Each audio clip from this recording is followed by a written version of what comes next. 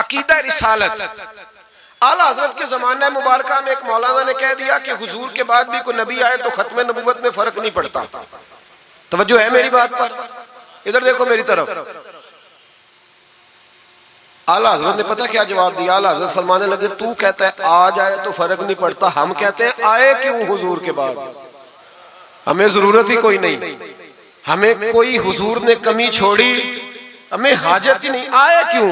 اعلیٰ حضرت نے فتویٰ کفر دیا. ایک مولانا اٹھے تو کہنے لگے جیسا علم نبی پاک کو ہے ویسا جانوروں پاگلوں سب کو ہے. پھر وہ کہنے لگے میری بات کا یہ مطلب تھا وہ مطلب تھا، سچے دل سے بڑے ٹھنڈے دماغ سے. دیکھیں میں کوئی اونچا نہیں بول رہا، کوئی جوش میں نہیں ہوں. دیکھو ایک بندہ کہتا ہے جیسا علم نبی پاک کو مثال دیتا ہے کہ ایسا عطائی علم تو جانوروں پاگلوں سب کو حاصل ہے. وہ کہتا ہے میرا یہ مطلب ہے میرا وہ. ہمارا سوال یہ ہے کہ تجھے یہ بات کہنے کی ضرورت کیا ہے؟ بولے ہے کوئی ضرورت؟ نہیں تسی بول دے نہیں یار، ہاں تو کر دے. ہے کوئی ضرورت؟ بھئی مطلب جو بات میں بیان کرنا ہے کہ یہ مطلب تھا تو وہ مطلب تھا تو یہ بات کہنی چاہیے. کیوں کہی؟ اعلیٰ حضرت رحمت اللہ علیہ فرمانے لگے تو پاگل ہو گیا، قرآن نہیں پڑھتا. وَعَلَّمَكَ مَا لَمْ تَكُنْ تَعْلَمْ. اللہ فرماتے ہیں محبوب جو آپ نہیں جانتے تھے میں نے سارا ہی آپ کو سکھا دیا ہے. فرمایا جس کا استاد رب ہو اسے کوئی کمی رہتی ہے؟ فرمانے لگے تو یہ مثالیں دیتا ہے. ہمارا عقیدہ یہ ہے کہ اللہ نے غیب کے خزانوں کی کنجیاں ہی اپنے نبی کو عطا فرما دی. ایک مولانا اور اٹھے کہنے لگے نماز میں نبی پاک کا خیال آئے تو نماز ٹوٹ جاتی ہے. لوگ کہتے ہیں لڑو نہ. ہم نہیں لڑ رہے بھائی، ہم تو امت کو اکٹھا کرنا چاہتے ہیں. لیکن ادھر دیکھو نا، آپ کے سامنے کوئی بندہ کھڑا ہو کے کہہ دے کہ نبی پاک کا خیال آئے تو نماز ٹوٹ جاتی ہے، تو آپ اس کے گلے میں پھولوں کا ہار ڈالیں گے؟ کیوں؟ مربت کرو نا. مربت کا درس دے رہے ہو، مربت کرو. چلے آپ کو ایک مثال دیتا ہوں بڑی سادی. اس نے کہا جی حضور کا خیال آئے تو نماز ٹوٹ جاتی ہے. نماز میں آپ درود شریف کے بعد دعا پڑھتے ہیں. دعا کون سی ہے؟ ربنا اغفر لی آتی ہے نا آپ سب کو، پڑھیے ذرا. ربنا اغفر لی اس کا ترجمہ کیا ہے؟ یا اللہ مجھے بھی بخش دے اور میرے ماں باپ کو بھی. تو جب یہ دعا مانگی تو ابا جی کا خیال نماز میں آیا کہ نہیں آیا؟ اماں جی کا؟ سنی تھوڑا سا اگر آپ سمجھے نا، میرا سنی ایک ہی بات کرتا ہے. جب اس سے کوئی بندہ کوئی مسئلہ پوچھتا ہے نا تو سنی کہتے ہیں میں تو پڑھا ہوا ہی نہیں. او خدا کے بندے آج پڑھ کے جانا ساری محفل، اور آئندہ جمعہ بھی اپنے خطیب کے پاس پڑھنا ذرا دھیان سے، پھر اگلا بھی پڑھنا. پھر تو انشاءاللہ کہے گا نہیں میں پڑھا ہوا نہیں. بھائی نماز میں آیت پڑھتے ربنا اغفر لی تو ابا جی کا خیال آتا ہے کہ نہیں؟ تو نماز ٹوٹ گئی کہ رہ گئی؟ اماں جی کا خیال آتا ہے کہ نہیں؟ اعلیٰ حضرت فرمانے لگے اگر تیرا باپ جو بے نمازی ہو، ان پڑھ ہو، اس کا خیال آنے سے نماز نہیں ٹوٹتی تو پھر سن ہمارا عقیدہ کیا ہے. تو کہتا ہے نبی پاک کا خیال آ جائے تو نماز ٹوٹ جاتی ہے. اعلیٰ حضرت فرمانے لگے ہمارا عقیدہ یہ ہے کہ جب تک رسول پاک کا خیال آئے نا ہماری نماز ہوتی ہی نہیں، ہوتی نہیں جب تک. کچھ لوگوں نے کہہ دیا نبی پاک ہماری طرح بشر ہے. او بھائی دیکھو نا، آج خبر ملی ہے کہ ہالینڈ نے پھر سے خاکے شائع کر دیے. ادھر دیکھو میری طرف.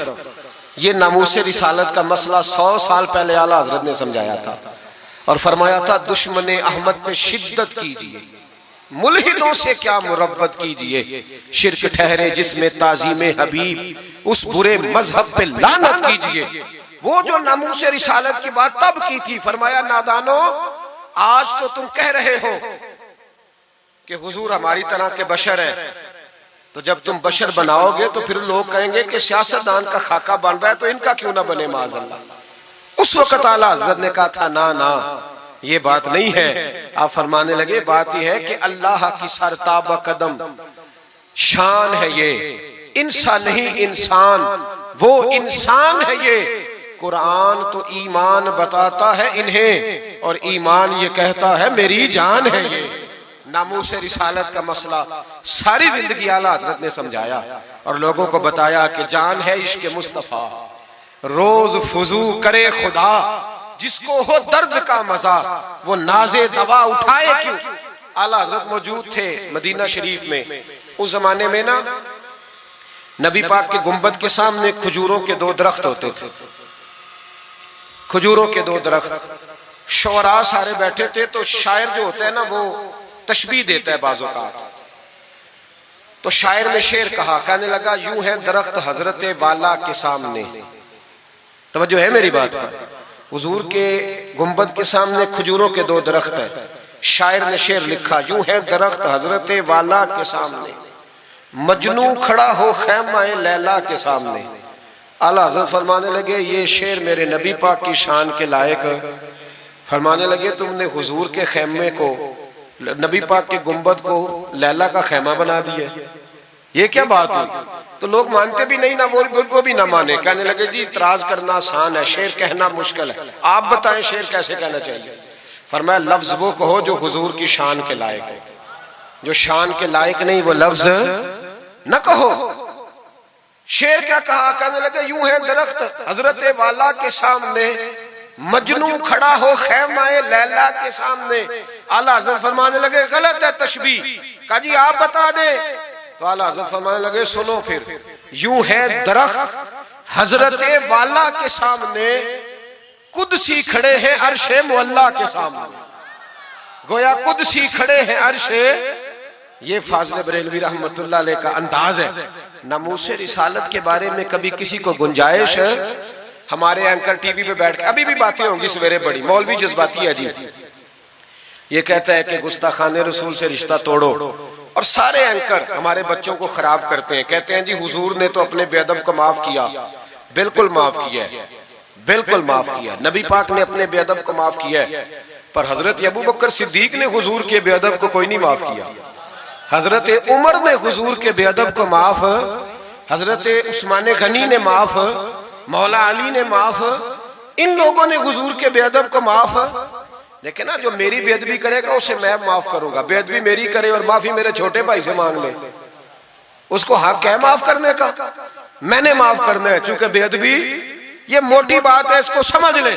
اس اجتماع میں میں حکومت پاکستان کو مشورہ دیتا ہوں, بڑا بڑا ٹھنڈا مشورہ دیتا ہوں کہ اگر بچنا چاہتے ہو نا تو ان سے تعلق توڑ لو اور انہیں سخت جواب دو, بچ جاؤ گے. ورنہ جو ان سے رشتہ نہیں توڑے گا وہ خود بھی نہیں بچے گا, وہ راہ میں بہ جائے گا, وہ اللہ کی پکڑ میں آ جائے, اس کے لیے مشکل ہو جائے. خدا را سخت جواب دو, تمہیں اللہ نے منصب دیا, موقع دیا, سخت جواب دو, سٹینڈ لو. لوگ کہتے ہیں علماء کی تقریروں سے کیا ہوتا ہے؟ ہماری تقریروں سے غازی علم دین شہید پیدا ہوتے ہیں, ہماری تقریروں سے عامر چیمہ شہید پیدا ہوتے ہیں, ہماری تقریروں سے غازی ممتاز حسین قادری پیدا ہوتے ہیں, یہ یہاں سے پیدا ہوتے ہیں. اس لیے مہربانی کریں, خدا کا خوف کریں اور سخت جواب دیں, اور اپنے مسلمان ہونے کا, آپ مسلمان ہیں, مسلمان ہونے کا ثبوت دیں, سخت جواب دیں. اور اگر وہ نہیں مانتے تو گزارا کھانے پینے روٹی کے بغیر ہو جاتا ہے, پر نبی پاک کے بغیر نہیں ہوتا. اس لیے مہربانی کرو, ان کو کرارا جواب جانا چاہیے. آپ تائید کرتے ہیں میری بات کی سارے حضرات؟ ہونا چاہیے نا جی ایسا.